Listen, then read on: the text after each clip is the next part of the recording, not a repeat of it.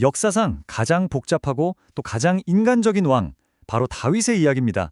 양측의 소년에서 위대한 영웅으로, 또 사랑받는 왕에서 비극적인 아버지로, 그의 인생은 정말 한편의 대소사시 같죠. 그 영광과 문락의 드라마 속으로 지금부터 함께 들어가 보겠습니다.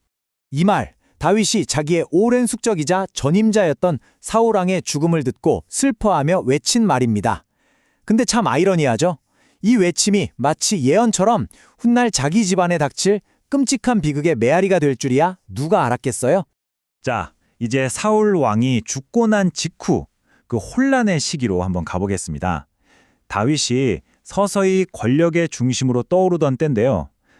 왕국은 쪼개져 있었고 미래는 정말 한 치 앞도 내다볼 수 없는 상황이었죠. 다윗이 왕이 되는 과정이 결코 순탄치 않았습니다. 이 타임라인 한번 보세요. 처음엔 고작 유다 한 지파의 왕으로 시작해서 무려 7년 동안이나 피비린내 나는 내전을 치러야 했어요. 여기서 다윗의 대단한 점 하나를 알 수 있죠. 바로 때를 기다릴 줄 아는 끈질긴 전략가였다는 겁니다. 마침내 통일왕이 된 다윗, 여기서 정말 신의 한 수를 둡니다. 그 누구도 함락시키지 못했던 철옹성 예루살렘을 딱 점령해버린 거죠. 이곳을 수도로 삼으면서 어느 한 지파에 치우치지 않는 정치적인 중심을 잡고 훗날 이스라엘 민족 전체의 영적인 구심점을 만들어낸 겁니다. 정말 대단하죠? 자, 이제 다윗의 인생에서 가장 빛나던 순간, 그의 통치가 절정에 달했던 시기로 가보겠습니다. 군사적으로는 연전연승, 나라는 하나로 똘똘 뭉치고 신의 축복까지 함께했던 말 그대로 황금기였어요. 이때 다윗의 업적 정말 눈이 부실 정도입니다. 오랜 원수였던 블레셋을 완전히 제압해서 국경을 안정시키고 흩어져 있던 백성들의 마음을 언약궤라는 상징을 수도로 가져오면서 하나로 묶었죠. 주변 나라들은 벌벌 떨면서 조공을 바쳤고 그의 통치는 정의롭다는 명성까지 얻었습니다. 바로 이 순간이 다윗 인생의 최정점입니다. 신께서 직접 너의 왕조는 영원할 것이다 라고 약속까지 해주시니 모든 게 완벽해 보였겠죠? 영원할 것만 같았을 겁니다. 하지만 우리 알잖아요. 가장 높이 올라갔을 때 바로 그때 발밑의 그림자가 가장 길고 짙어진다는 걸요. 바로 여기서 이야기의 흐름이 180도 바뀝니다. 모두가 우러러보던 그 위대한 왕이 자기 자신은 물론이고 왕국 전체의 운명을 나락으로 떨어뜨릴 끔찍한 결정을 내리게 됩니다. 한번 상상해 보세요. 부하들은 저 멀리 전쟁터에서 목숨 걸고 싸우고 있는데 왕은 안전한 수도에 남아서 한가롭게 왕궁 옥상을 거닐고 있습니다. 바로 이 순간 왕으로서의 의무를 저버린 이 나태함의 틈을 비집고 치명적인 유혹이 스며들기 시작합니다. 이 과정 정말 소름이 돋을 정도입니다. 통제받지 않는 권력이 한 인간을 어디까지 망가뜨릴 수 있는지 보여주죠. 시작은 한순간의 욕망이었어요. 근데 이걸 덮으려다 보니 거짓말이 필요했고 그 거짓말이 통하지 않자 결국 충직한 부하를 죽음으로 내모는 살인까지 저지르게 됩니다. 한때 위대했던 왕의 모습은 온데간데 없죠. 그리고 마침내 심판의 순간이 찾아옵니다. 선지자 나단이 교묘한 비유를 들어서 다윗이 제 입으로 자기 죄를 고백하게 만들죠.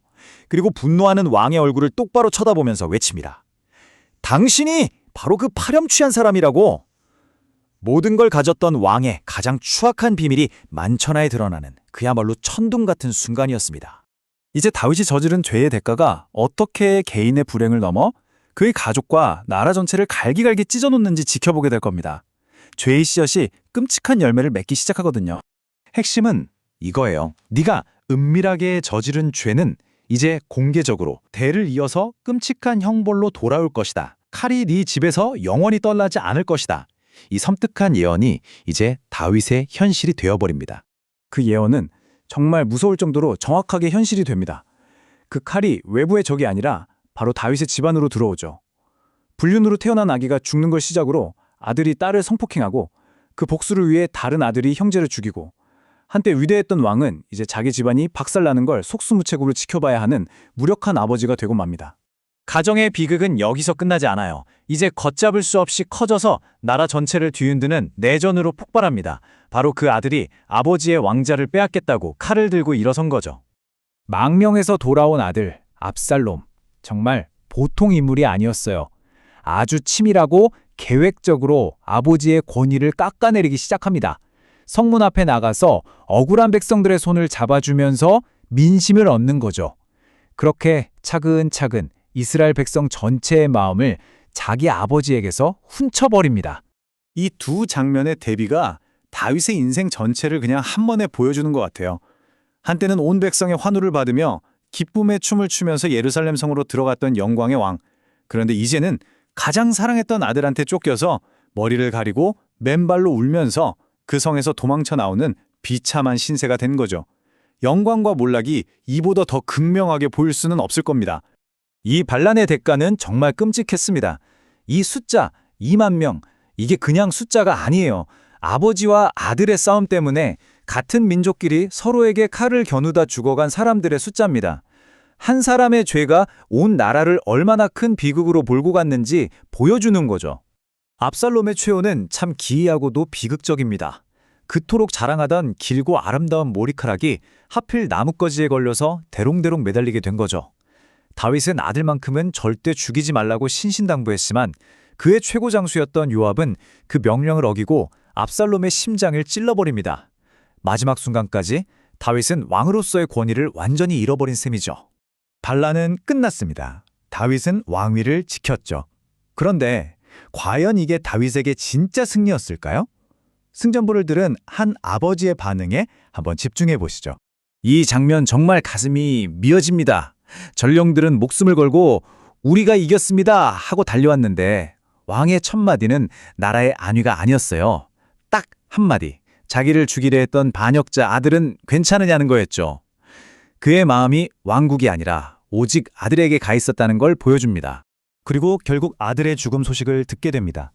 이 순간 다윗은 더 이상 왕이 아니었어요. 그냥 아들을 잃은 한 아버지의 처절한 통곡만 남아 있었죠. 내 아들 압살롬아, 차라리 내가 너 대신 죽었으면. 왕국을 지켜낸 위대한 승리는 아들을 잃은 상실감 앞에서 가장 끔찍한 패배가 되어버렸습니다. 왕의 슬픔이 너무나도 커서 전쟁에서 이긴 군인들이 개선장군처럼 들어오지 못하고 마치 패잔병처럼 죄인처럼 조용히 성으로 스며들어 와야 했습니다. 다윗 한 사람의 슬픔이 나라 전체의 승리를 완전히 집어삼켜버린 거죠. 결국 다윗은 왕자는 지켰지만 아들도 가정도 어쩌면 자기 자신의 일부도 영원히 잃어버렸습니다. 위대한 지도자였지만 동시에 치명적인 약점을 가진 한 인간이었던 다윗의 삶. 오늘 우리에게 이런 질문을 던지는 것 같습니다. 한순간의 잘못된 선택이 인생을 어디까지 무너뜨릴 수 있는가? 그리고 권력의 정점에서 치러야 할 가장 비싼 대가는 과연 무엇일까요?